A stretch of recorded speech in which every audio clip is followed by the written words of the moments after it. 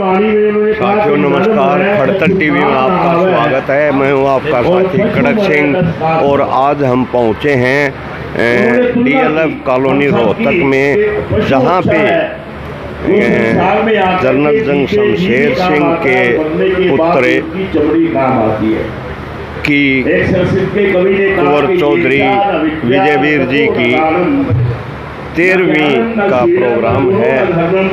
तो हम यहाँ पहुँचे हैं, अभी यहाँ सत्संग शुरू होने वाला है। जिसके मन में देश प्रेम की भावना नहीं है, जिसके मन में किसी गरीब व्यक्ति के प्रति संवेदना नहीं है, मूल रूप से जिसके मन में दान की प्रक्रिया नहीं है, तो संस्कृत के उस विवाद ने कहा कि इस धरा के अंदर मनुष्य जन्म पा करके भी वो पशु के समान है। ये शा न विद्या न तपो न दानम न ज्ञानम न शीलम न गुणो न धर्मम। विजयवीर सिंह जी की दिवंगत आत्मा को श्रद्धांजलि अर्पित करने के लिए इकट्ठे हुए हैं। परमपिता परमात्मा जैसा सामाजिक जीवन उनका रहा, जैसे मिलनसार प्रवृत्ति के वो रहे, जिस प्रकार की उनकी आध्यात्मिक और धार्मिक सोच रही, विवेश के परमात्मा उनको अपने श्री चरणों में उत्तम स्थान दे, मोक्ष की प्राप्ति की तरफ हो जाएं, ऐसा अनुमान हम लगा सकते हैं। इनका जो जन्म हुआ उस बात से हम ये अंदाज़ा लगा सकते हैं कि वो एक पुण्य आत्मा रही हैं। हमारे परिवार के एक बहुत राष्ट्र प्रेमी परिवार में उनका जन्म हुआ। मेरे पिताश्री चौधरी हुकम सिंह जी ने कुंडू खाप की सरदारी की सालों साल, और अक्सर पुरानी बातें जो हमारे से चर्चा किया करते थे, तो जनरल जंग शमशेर सिंह जी का नाम वो बहुत आदर के साथ लेते थे। और इतना ही नहीं, मैंने उनको अक्सर देखा कि जब कोई राजस्थान से, उत्तर प्रदेश से, हरियाणा से, बाहर से भी कोई आकर के कहता तो यादाश्त का कमाल था।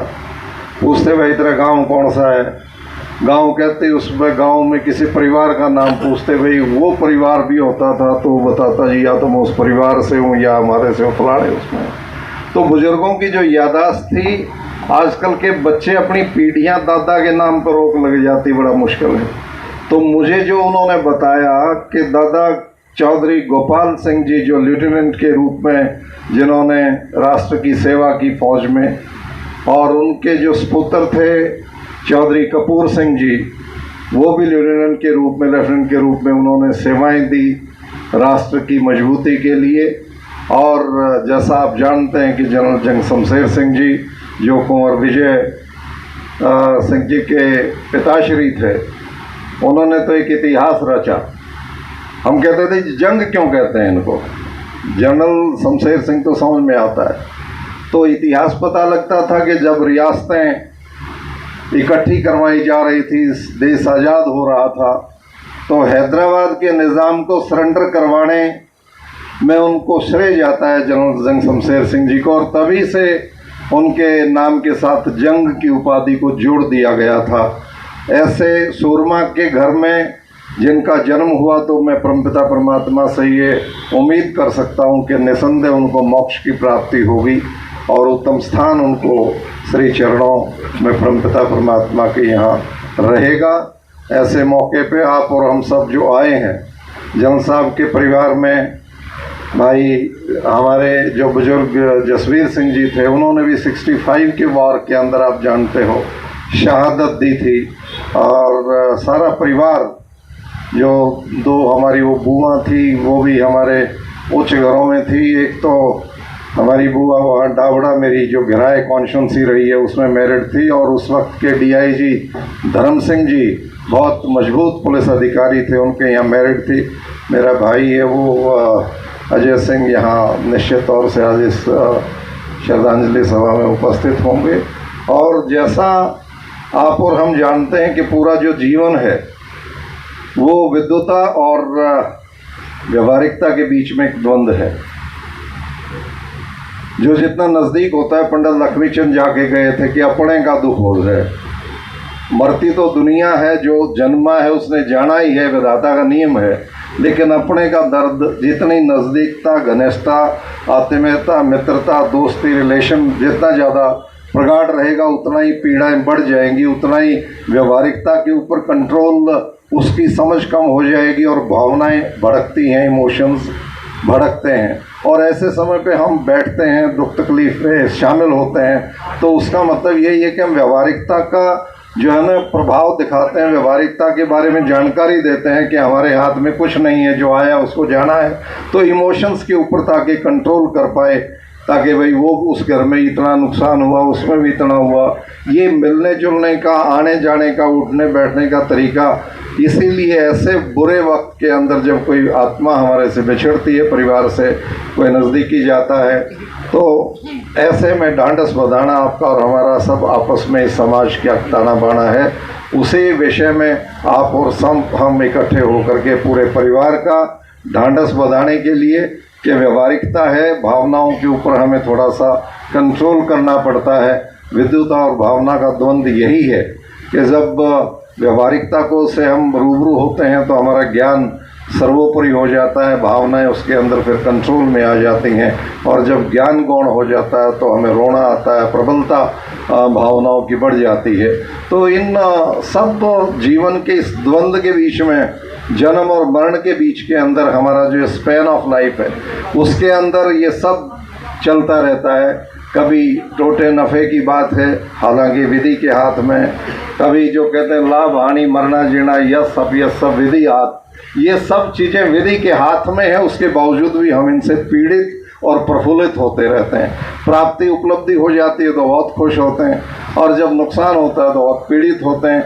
तो जो बैलेंस्ड वे ऑफ लाइफ है, उसको जो व्यक्ति अडॉप्ट कर लेता है, वो भावना और विद्युता के बीच में एक बैलेंस बना करके अच्छी व्यवहारिक जीवन और अच्छा बैलेंस जीवन जो जी जाता है, वो निश्चित तौर से अपने जीवन को दीर्घायु कर लेता है, लंबा कर लेता है, और जितने साल जीता है उतना हष्ट-पुष्ट तरीके से जीता है, क्योंकि उसके ऊपर अन्यथा जो प्रभाव है वो कम हो जाते हैं, गौण हो जाते हैं। तो मैं, क्योंकि मेरे तो परिवार का ताल्लुक़ है, और इस समाज में जिस प्रकार से हमारे इस परिवार ने ख्याति प्राप्त की और उपलब्धियां प्राप्त की, वो सब समाज के प्रति समर्पित हैं।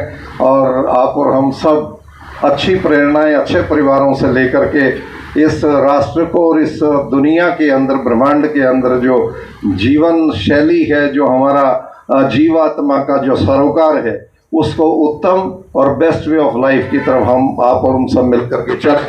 इस किस्म की उम्मीद और कामना की जा सकती है। इन शब्दों के साथ मैं अपने पूरे परिवार की तरफ से, अपने समाज की तरफ से परमपिता परमात्मा दिवंगत आत्मा को श्री चरणों में स्थान दें, और सारे परिवार को, जैसा मैंने कहा कि जितने नियर डियर हैं, सबको इस क्षतिपूर्ति के अंदर हिम्मत और ताकत दे इसको बर्दाश्त करने के लिए। इन शब्दों के साथ पूर्णतः उनको श्रद्धांजलि और श्रद्धा सुमन अर्पित करते हुए परमपिता परमात्मा से उनकी आत्मा की शांति की दुआ करते हुए मैं इजाज़त चाहता हूँ। ओम शांति, ओम शांति, ओम शांति। धन्यवाद। विश्वास भी है मेरी दुनिया के सरताज, आ जाओ लौट के आज, कहाँ तुम चले गए। मेरे पिता मेरे भगवान, मेरी दुनिया कर वीरान, कहाँ तुम चले गए। ये आपके कर्म थे जो कुछ बन पाया हूँ, मैं जैसा जो भी हूँ बस आपकी छाया हूँ। मुझे है इसका अभिमान, मुझे मिला आपका नाम, कहाँ तुम चले गए हो, कहाँ तुम चले गए। आओ गरुड़ पुराण के अंतिम श्रुति फल की ओर बढ़ा जाए। एक बार सभी से प्रार्थना है कि परमात्मा का नाम उच्चारण कर दें, उसके पश्चात श्रुति फल की ओर बढ़ा जाएगा। बड़े प्रेम भाव से एक बार कह दीजिए श्री राम जय राम जय जय राम। अंतिम में आकर के भगवान नारायण ने भी कह दिया कि जिस माता पिता के जाने के पश्चात जो कर्म करता पुत्र संपूर्ण परिवार के साथ इस गरुड़ पुराण की पावन गाथा का श्रवण करता है, वही इस संसार लोक के अंदर सच्चा पुत्र कहलाने योग्य। और वाचक का पूजन करने से भगवान कहते हैं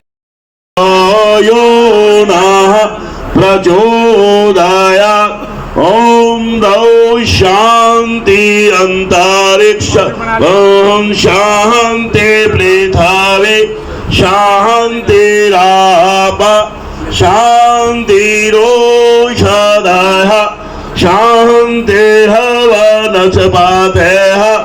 शांति विश्वे देव शांति ब्रह्म शांति सर्वगुण शांति शांतिरेव शांति श्याम शांतिरेधि सुशांतिर्भवति ओम शांति शांति शांति। हमारे बीच में आशीर्वाद देने के लिए हमारे पूज्य बाबा